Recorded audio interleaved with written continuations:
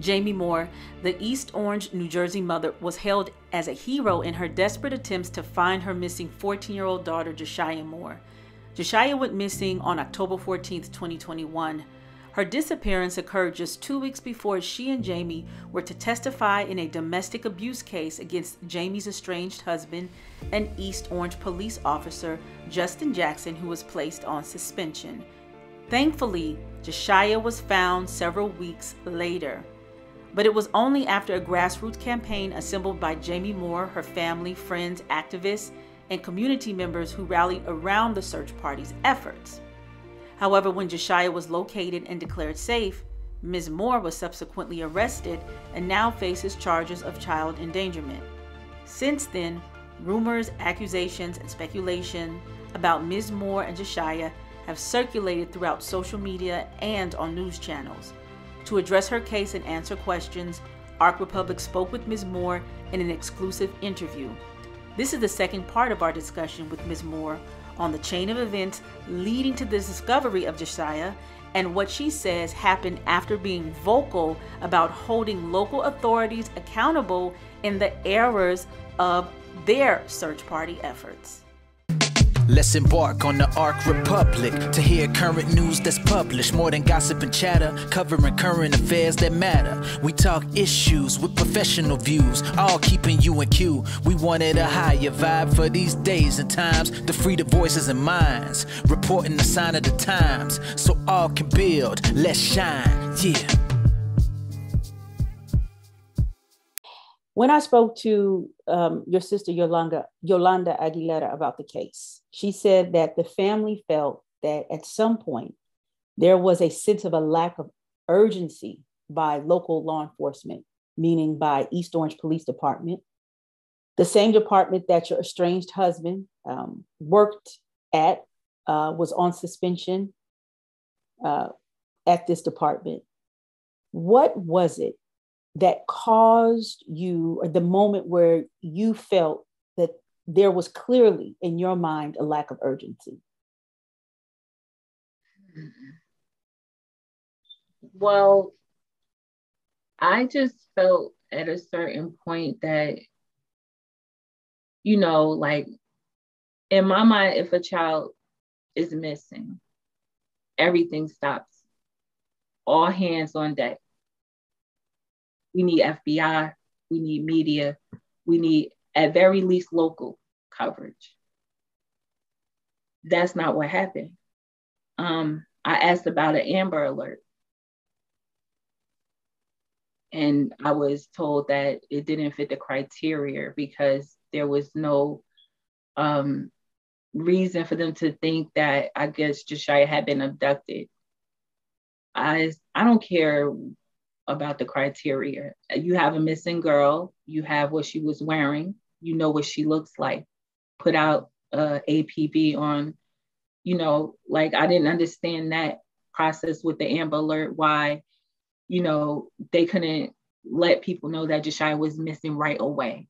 I think, well, I don't like to say I think, I believe that it was handled as a runaway situation from the beginning, even though I had stressed that, no, this was not a runaway situation. I said, I'm concerned something is wrong.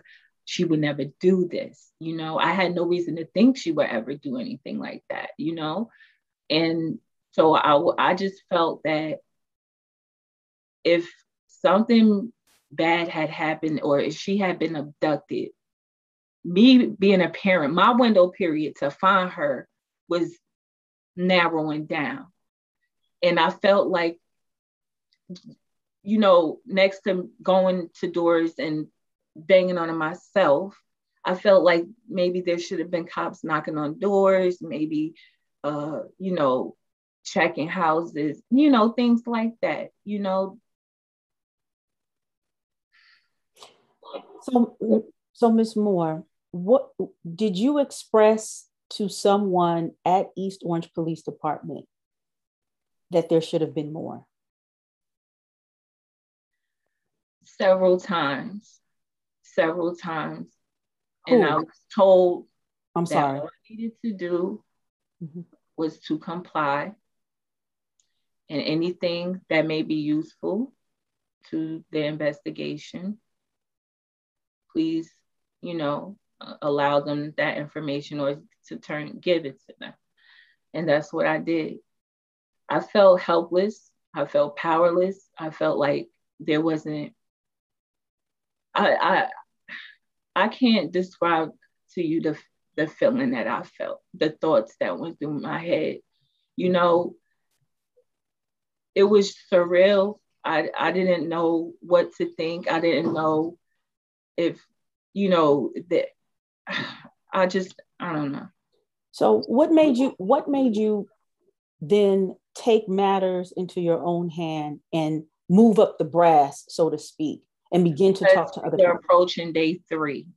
Mm-hmm. And usually if a child goes missing, and whether you do research, you watch it in a movie, you just know like time is of the essence at that point. Like she could be in another state, you know what I'm saying, by tomorrow.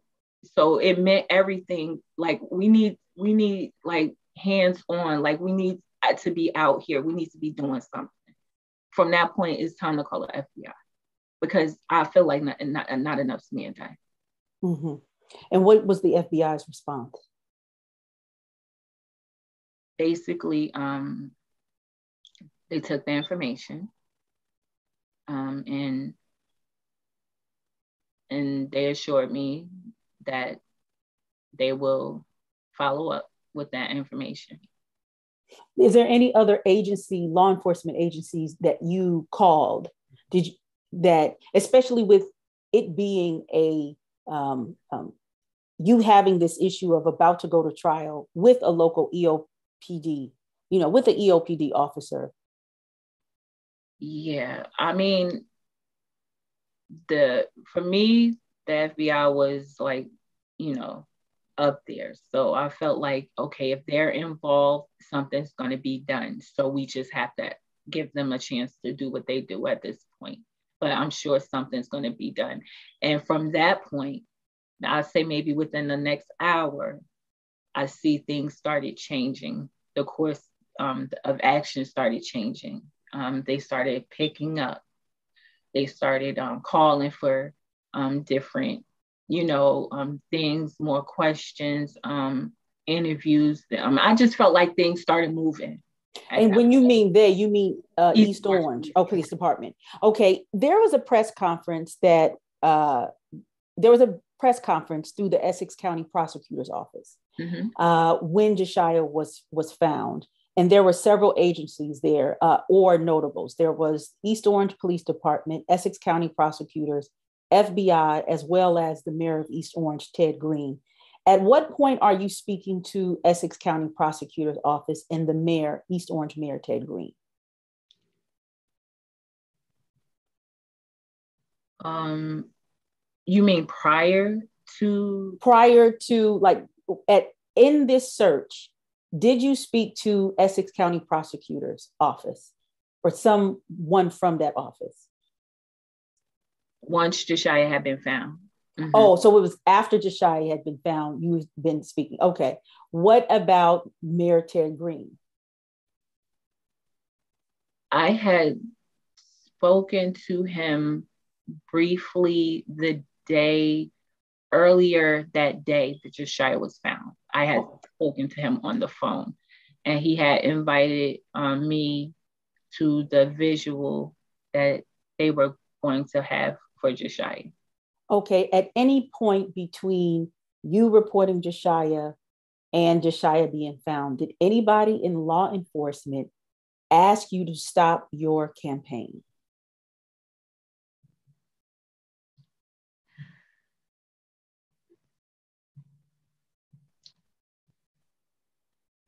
I was told that we should let law enforcement handle the case, and that it might not be a good idea to take matters into our own hands and physically go, knocking on doors.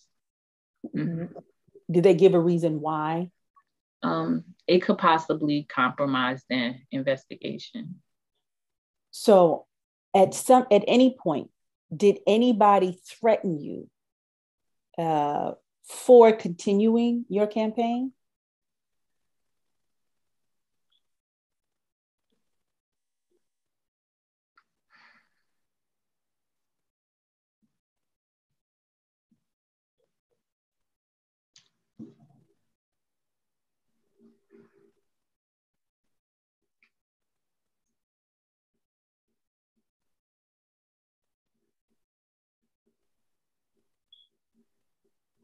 No. At some point, did you feel as if you were disrupting the powers that be, if this might be risky for you? Yes. What made you think that? Because I started feeling less like the mother of the victim, and I felt more like I was being,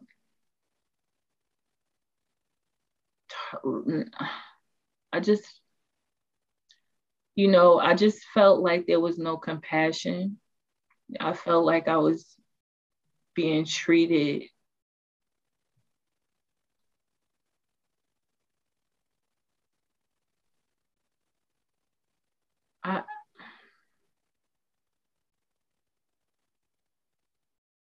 Ms. Moore, was there at some point that anybody came to you and tried to strike up some type of deal or negotiation, like, if you stop this, then we will do this for you? No. Okay. So I had the opportunity to speak to 4 activists who helped you with the campaign. What was the role that they played in this initiative of finding JaShyah? All I could say is that even though this was a horrible, horrible experience, every bit of it, I was blessed to meet some really,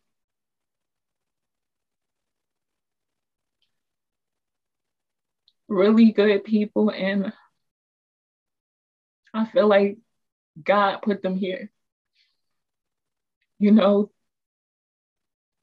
They helped every step of the way.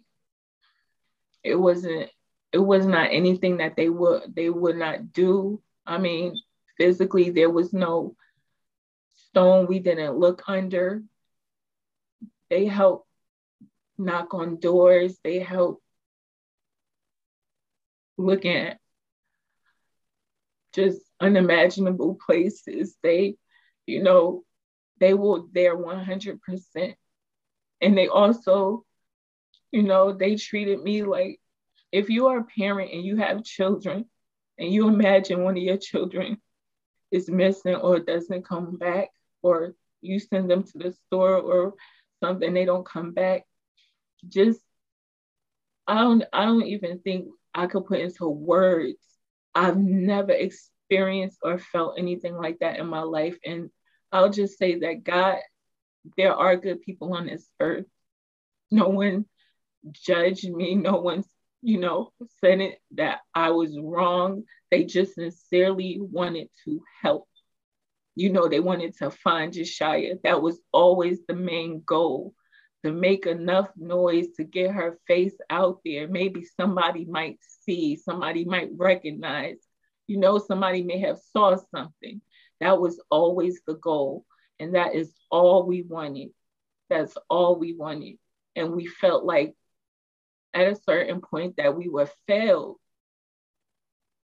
that help that we needed, because when you turn your TV on and you see, if it's not what I say, person of color, and a child goes missing, and you see all over the TV screen, day 1 or Amber Alert. I see them all the time driving, when I would be driving or coming from work, or, you see it right away, and I just can't help but think my daughter's missing. And, up until, at least almost a week in, her face was only on the posters that we printed and hung.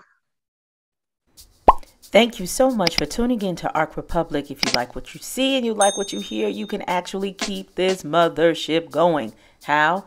You can make a tax-deductible donation in several ways. One, Cash App us at Arc Republic Media. And you can also go on our website, arcrepublic.com/donate.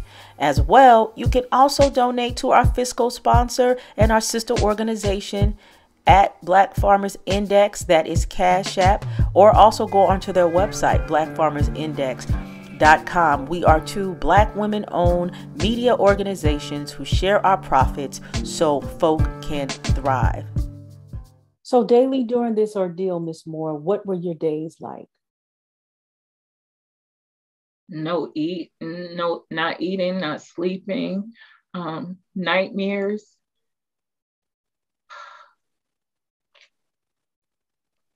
Chest pain, I guess anxiety attacks, and still trying to be strong for another child.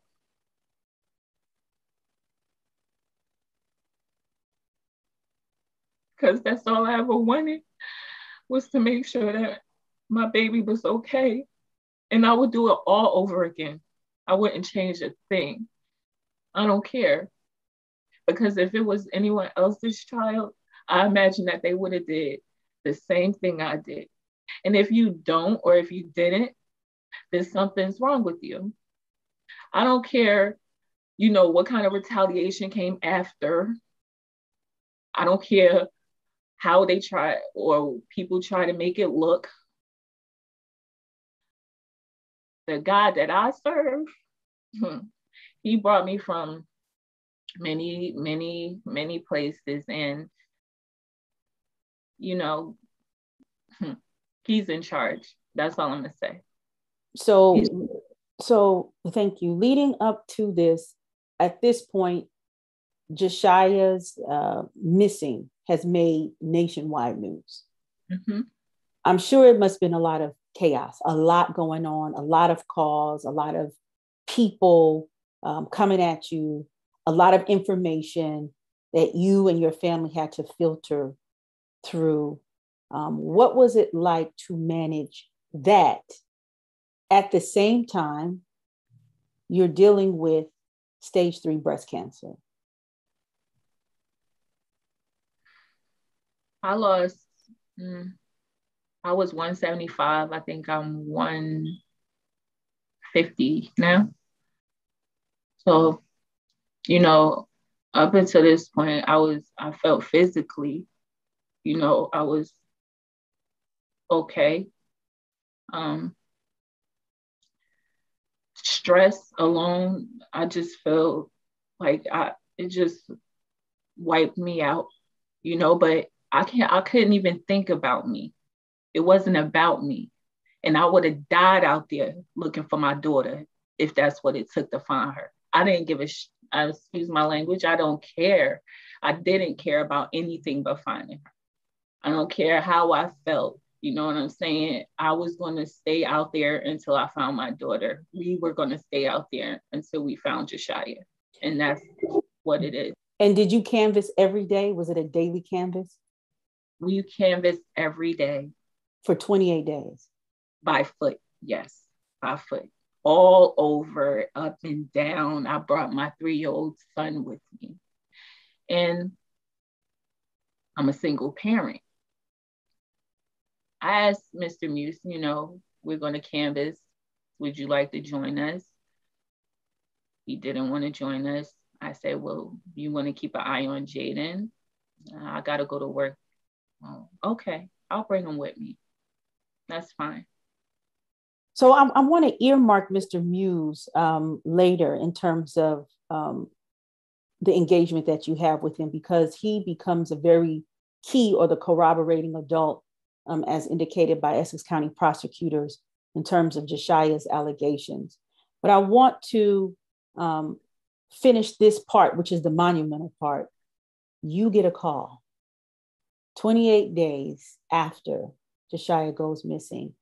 From what the activists, when I interviewed them, it was Kason Little, Sharif Amenhotep, Shantae, I forgot Shantae's last name, and the other sister who was the concerned citizen. Sheena. And then there was a fifth person who has actually, her husband, his name is Africa, and herself, Patience. They were involved. I don't know if you were able to meet them, but they've been rallying a lot around. You had a whole pan activist collective rallying around you. So I wanted to say that because the night that you received, well, let's talk about this night that you received the call, because most of these people are canvassing with you on that night. What happens? Okay, so like all the other nights, we always come back to Poppy's Daily once we finish canvassing. And it was, I feel like nothing but God. We had just finished joining hands praying so we could, end for the day or the night. After that prayer, I got a phone call from the prosecutor, and they said they just want to let me know that they need to know where I was at. They have a possible picture, then they think it might be JaShyah. So at this point, I'm ecstatic, I'm happy, I'm like, oh my God. And then I'm like, wait, they said they might have, they didn't say they officially had. So I'm like, it could be her, it might be her. I'm telling Yolanda, I'm telling everybody like, oh God, they said they're going to come here and get me. They're going to come pick me up so I could go to the station to see the picture. So everybody's like, no, we're going, let's go. Like, we'll follow you, and stuff like that. Great. Just, everybody was great, very supportive. We were about to go home, but no one went home. They said, we'll just come with you guys. So I had to meet them. I told them I was at Dunkin' Donuts on Central Avenue, right across the street. So that's where I went over and met with them. So, at this point, like, I'm shaking, I'm like anxious. I'm like trying to, I want to see if it's JaShyah. I haven't seen her in weeks. I'm like, is she all right? What she look like? Like, so when the officer got there, he said, because I was like tearing a little bit and, I was excited. And he was like, why we coming, right? I explained to you on the phone. I said, oh yeah, no, I'm fine. So at that point, he called me to the side and he showed me JaShyah's picture. And I dropped, like, that was her. And I said, that's her.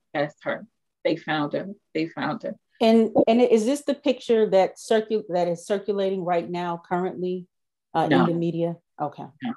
The picture I saw, she had on a hood, but she had like her hand like to the side of her face, but it was her, and she looked fine, and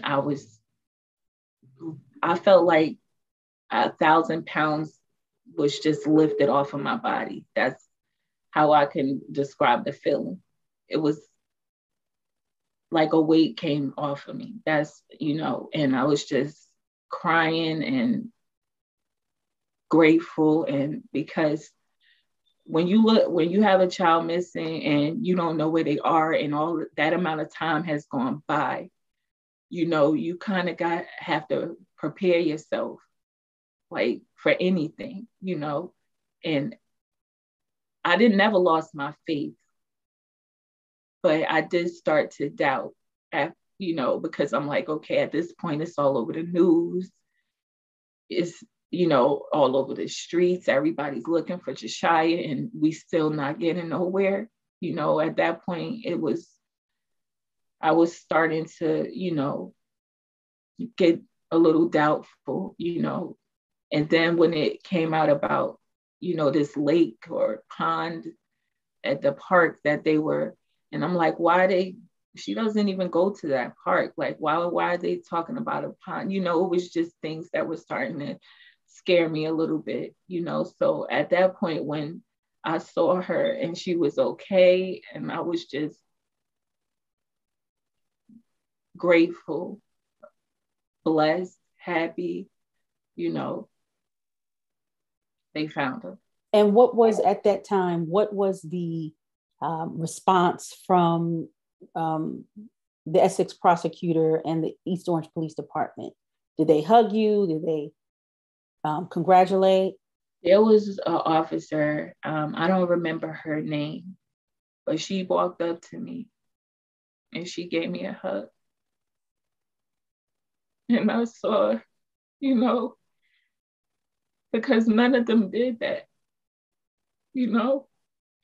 I saw like the care, like I don't know her, but I know she most likely has to be a parent, because she hugged me and she was like, you know, God is good and I'm so happy for you. And I told her, thank you.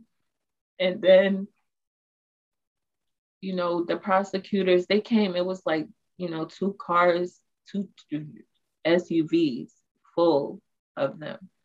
So I think it may have been about 6, 7, you know, and I told him, I said, well, where is she? I want to see her. I want to go get her. And they told me, they said, no, she has to be evaluated, you know, but she's safe. She is safe, 100% safe. We're going to call you in the morning and then we will reunite you guys. No problem. Thank you for everything. I think I gave a couple of them a hug, you know, and we went home, and that was, I think, the first night that I actually was able to sleep.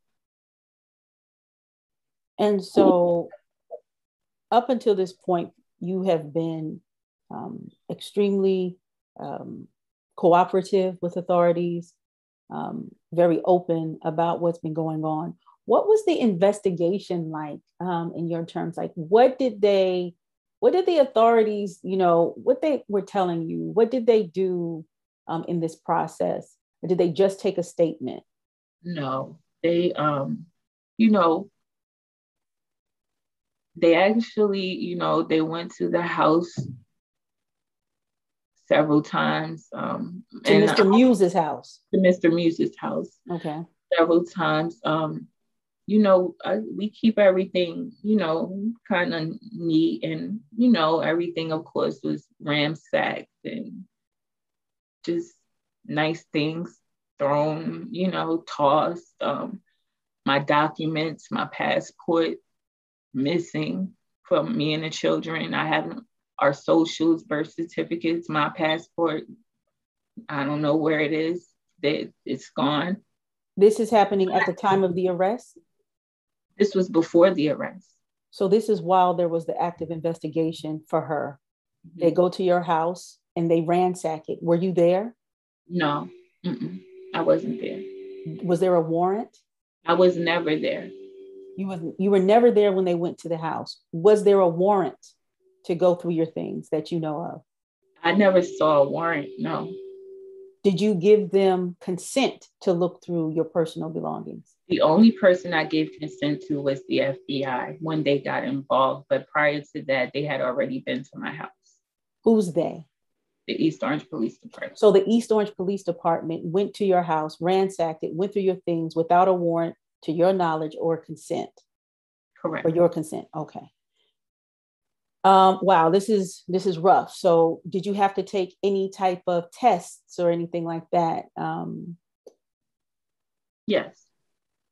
Fingerprint, what was it? Well, I had a polygraph. Okay. Yeah, the FBI gave me a polygraph. The FBI, okay, all right. What was the report from the polygraph? Well, I was told that, you know, I passed it. I had nothing to do with the disappearance of my daughter. Okay. Okay. So let's get to the day that you are thinking that you are reuniting with JaShyah. Mm-hmm. Who calls you to tell you when and where to go? FBI. Okay. And they tell you where? Where must you go? East Orange Police Department. Okay. All right. At the same time or around the same time this is going on, there's a press conference at the Essex County Prosecutor's Office. I had no knowledge of that. Okay. All right. You just knew that you were supposed to reunite. Exactly. Okay. All right. So you go to East Orange Police Department. What happens? Okay. So we were brought in. I brought Jaden with me. and my sister, you know, we sit down in this like conference room type of atmosphere. And we're just sitting in there for about maybe 10 or 15 minutes. And then they come in and call me and said, we have to go upstairs. So I'm like, okay. So I get up, you know, so I'm like, I guess I got to go, you know, see JaShyah at this point. But they brought me back to a room that I had been in before where they questioned me.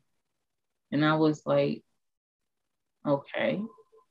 So when I sat down, it was one of the guys that had came out the last night that said they found her. One of those guys were with one of the agents, the FBI agents.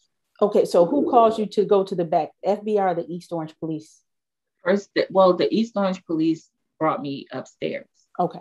Then when I got upstairs, I was turned over to talk to the prosecutor and then one of the FBI agents. Okay. And so what do they tell you? What happens? They asked me just questions, you know, about a lot of similar questions that I've answered before. Mm-hmm. And they told me, you don't have an attorney present, but if, you know, and I'm like, well, do I need an attorney present? And they're like, no, just basic questioning, you know? I'm like, well, let's do it. You know, I did everything else, so let's do this, you know? And then I noticed they were recording, and then they had me sign a paper, a Miranda paper. And a Miranda rights paper. Yeah, Miranda. They did not explain to you what that was? He explained it, but I said, am I being arrested? He was like, no, this is something that you have to sign. It's like, you know, we just have to go through the process. It's just, you know, a part of it. Because one of the agents, I really, you know, I trusted him. You know, he was great. Like, I didn't have, you know, any issues. He was very on top of it. He was very compassionate, you know, for me as a mother. Like, so I was like, okay, you know. So once they started the questioning and they said, at any point, if you feel like you want an attorney, then you can stop and we'll get you an attorney. So I was answering questions, and then it was a question that they asked where I was like, what? Like, and I was kind of confused. And I said, wait, I think I would like an attorney. And at that point, I was placed under arrest. Interesting. Okay. So you are detained, you are arrested, and you are detained. There is JaShyah. I want to see JaShyah. Jade, my son is downstairs. My sister's downstairs. Can I at least text my sister and tell her what's going on? They said, no, we need your phones and we need you to turn around. And at that point, I'm just like, what the hell is going on? Like, what did I do? And I remember telling the FBI agent, I said, why are you doing this to me? I said, I asked you guys. I said, don't break up my family. Don't break up my family. Please help me save my family. I asked them that. I told them. I said, I'll do whatever you want me to do. Just help me keep my family together. And he said he would. You know, but at that point, I just felt like I was treated like a criminal. Like I did something wrong and I didn't understand what was going on. They didn't let me see JaShyah. They didn't let me say anything to my sister. They didn't let me give my son a hug goodbye. Nothing. Within, I say, an hour, I was at the correctional facility on Doremus Avenue. So, Ms. Moore, you have not seen JaShyah yet, nor have spoken to her. Okay. There's a document that I have from Essex County Prosecutor's Office. It is said to be a report that was, it's from a recorded interview of JaShyah. There are some very serious allegations in this report. I'll just name several. One, there's allegations that she had not gone to school significantly, not attending school significantly. She was stabbed with a steak knife in her shoulder.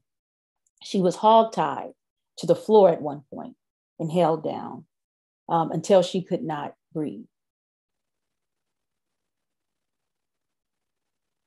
Have you hogtied JaShyah before? Never. A month before, it said a month before her disappearance, you stabbed her in the shoulder with a steak knife. That is absolutely ridiculous. There's also allegations that you sprayed a bleach-like substance in her eye. No.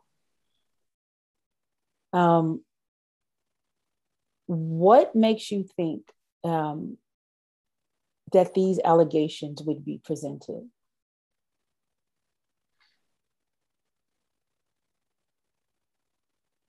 To make me look bad. I think there was a lot of people that was upset, even though that was never my intention to make anybody look like they weren't doing enough, you understand, or make anyone look like they weren't doing their job. I just wanted to find my daughter, and I wanted to find her alive. That's it. I think, maybe we may have made someone upset, maybe going, I'm not going to say going over anyone's head, but reaching out for additional assistance other than the police department. So I want to go back to Mr. Clyde Muse. You said that while you were canvassing, he did not participate in the canvassing at all. No. At all. However, at your hearing in which you were released after 11 days, so 28 days of looking for your daughter, another 11 days being detained. So now we have 39 days. At the hearing, the Essex County prosecutors used Mr. Clyde Muse as what they call the corroborating person for JaShayah's accusations. This is, to me, very interesting. What are your thoughts about that? I was totally surprised. Like I said, I just had no understanding. So many things had happened. I felt that was done during the investigation that should not have been done.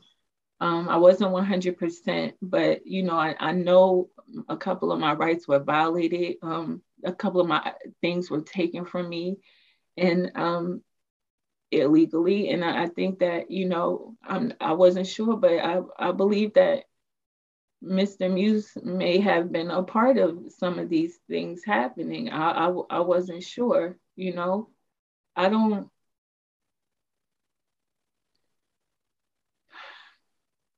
know. Has Mr. Muse ever physically stopped you from abusing your daughter? I don't abuse my daughter. Okay. Have you spoken to Mr. Muse since JaShyah being found? No. Are you still living with Mr. Muse? I am not living with Mr. Muse. He kicked me out right before I went to be reunited with JaShyah.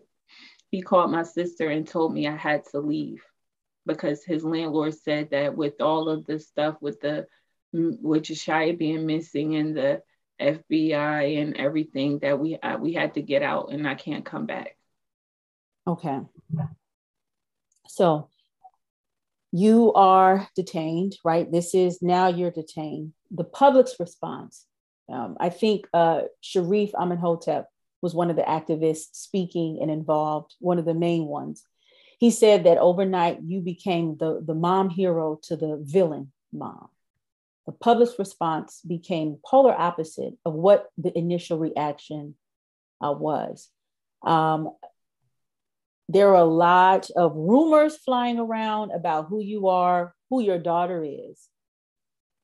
What are your thoughts about that? Or what are your responses around being in this situation of where you are held and then doomed to hell within a matter of hours?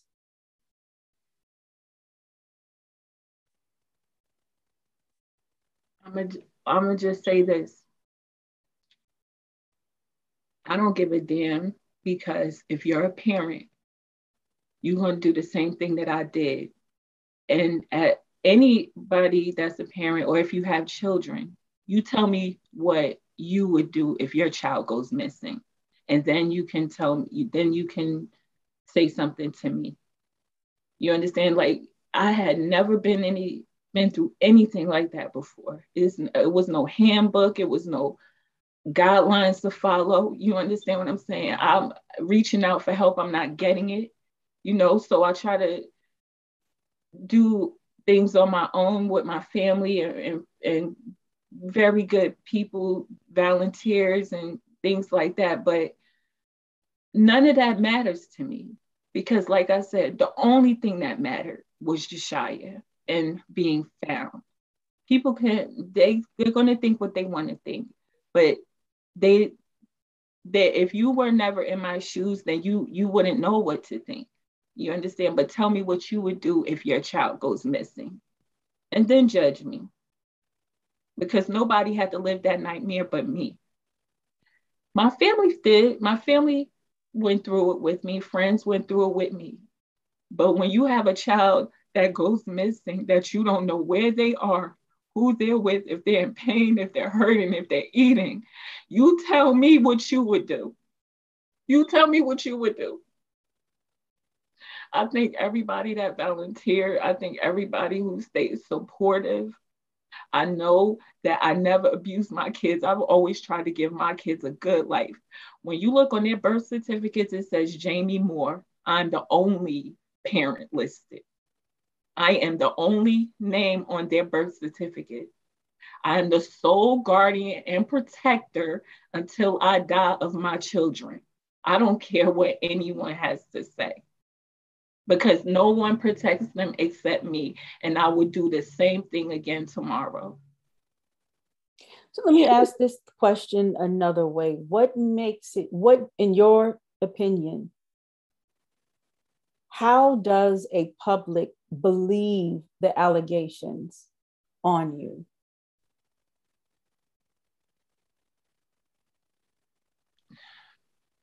I feel like while media is a good thing, media can also be a bad thing. I don't think I would have been arrested if JaShayah's case didn't get nationwide coverage.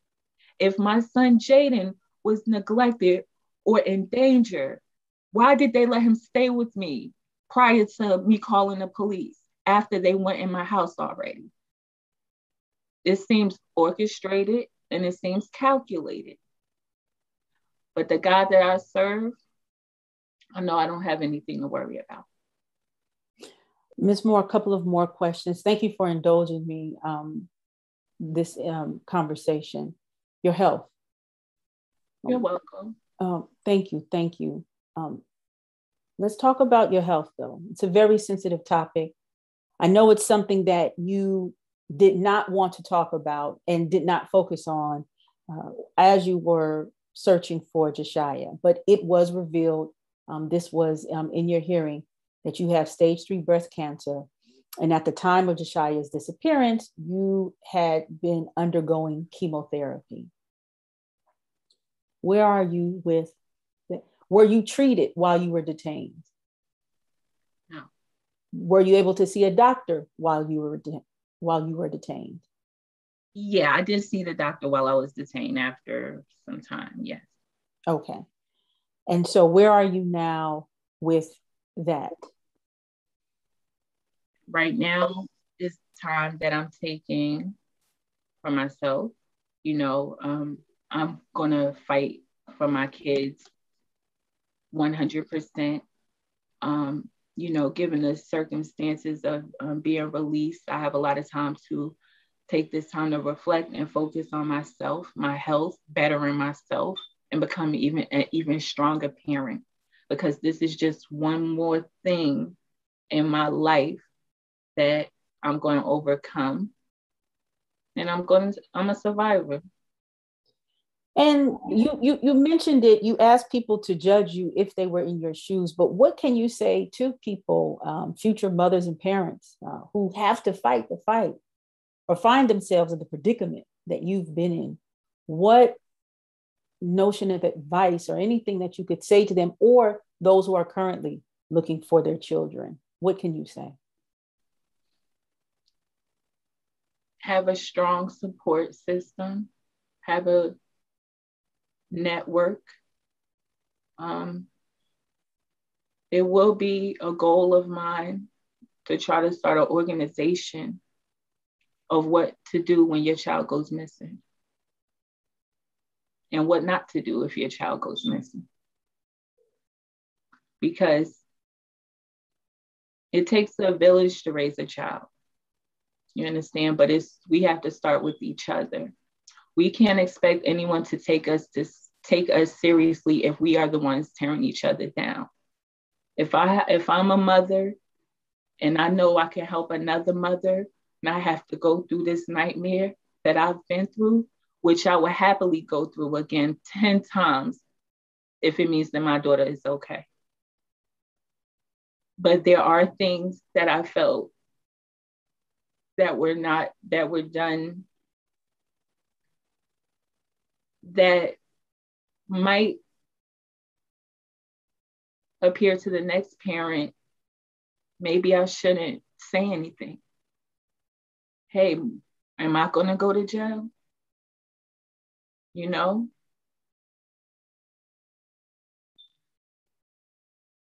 We just have to change, you know? We have to remember what the goal is here. My daughter was found. So instead of tearing me down, I feel like people should be thanking God like I've been every day I was in jail, because I know I could see my daughter again, and I'm going to. So that's it. Thank you so much, Ms. Moore. I always give the last word to my guests. Anything I didn't ask or any thoughts you have that you want to say?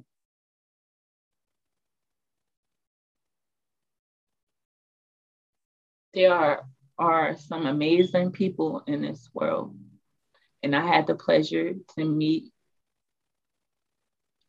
a selected few of them, and you are one of them. And thank you for everything.